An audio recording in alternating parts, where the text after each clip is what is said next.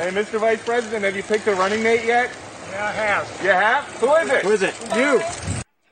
Well, Joe Biden telling Fox News that he's picked his running mate, but his campaign pushing back, saying that exchange was clearly a joke and that the former VP has not made his decision yet. With the Democratic National Convention, though, just 1 week away, we do expect that decision any minute now. Apparently, some of the top contenders include Senator Kamala Harris, along with former Obama National Security Advisor Susan Rice. Joining me now with analysis, Fox News contributor Liz Peek and Democratic strategist Kevin Walling. Kevin, it's been a long time. I want to start with you, my friend. Who are you rooting for here? Who do you think should get the nod? Hey, Charles, it's so good to see you, and it's great to be back. I think, as you said, it's a matter of minutes and hours and not days until we find out who will be running with the former vice president. I think there's 6 women in contention. More than half of them are women of color, but I think rounding out the top of that list is, as you said, Senator Kamala Harris. Susan Rice, the former National Security Advisor and UN Ambassador under the Obama administration, is also making a play, I think, as well as Congresswoman Karen Bass of California, Tammy Duckworth of Senator from Illinois, right. And a number of other great contenders. I think it's Senator Harris. Right. My money's on Senator Harris. They have a relationship. She was I think it's going to be Senator Harris. She was very close with the former vice president's son, Beau Biden, when they were attorneys general together from Delaware and California. They've got a closeness. Their spouses are close. My money's on Kamala Harris.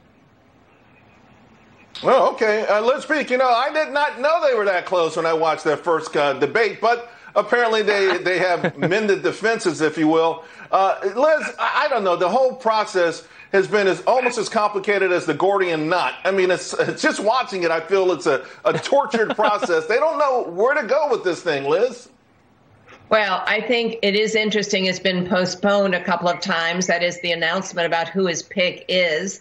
And I think the problem is he got himself in a box. He committed to having a woman run with him many, many months ago. And then because of various gaffes he's made and because he's has a lot of African-American support, I think it has to be a woman of color. I don't think there's any question about that. So the problem is the 2 best contenders, I would say the 3 top that were already mentioned, all have problems. Kamala Harris is has a law enforcement pass. That's not very popular with black voters these days. Susan Rice has tons of baggage. Republicans are going to go after her from the get-go. And Karen Bass, no one knows. So I don't think these are terrific choices or terrific opportunities for Joe Biden. And I think the longer he drags this out, Charles, the longer it's sort of a ho-hum when the announcement finally comes. It's sort of like it was so tortured, this can't be an easy choice for him. And what does that tell you? Yeah, and it will change the news cycle for a few days, and he enjoys these news cycles where it's always focused on President Trump. Hey, let's talk about what's happening in D.C. right now. After 10 failed stimulus talks with Democrats, the president, he took matters into his own hands. He signed 4 executive orders. They're going to extend jobless benefits, $400 a week, defer payroll taxes. This is for workers earning less than $100,000 a year until the end of the year, defer student loans. Also, extend the federal eviction moratorium. Liz, President Trump, I think he did what he had to do under these circumstances. And I've been pretty critical of both political parties on this. They have plenty of time to get their act together, and nothing happens.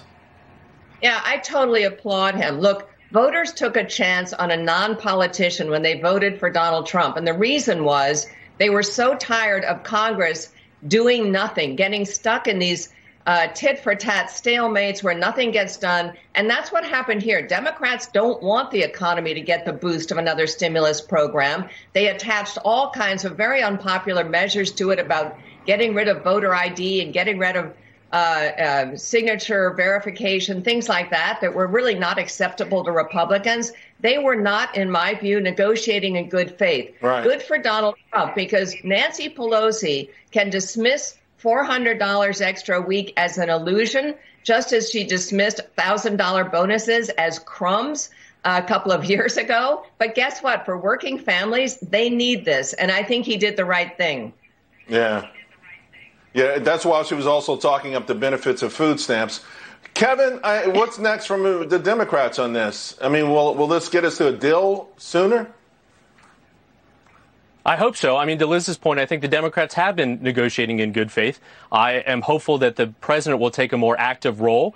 I think, if he spent less time on the golf course and actually talking to his counterparts in Congress to get something done and not deputizing the chief of staff or the Treasury Secretary, we would actually arrive at a deal. He's the art of the deal kind of guy, wrote the book, and let's bring him to the table and actually see concrete negotiations take place. The Democrats have passed a $3 trillion package 2 months ago.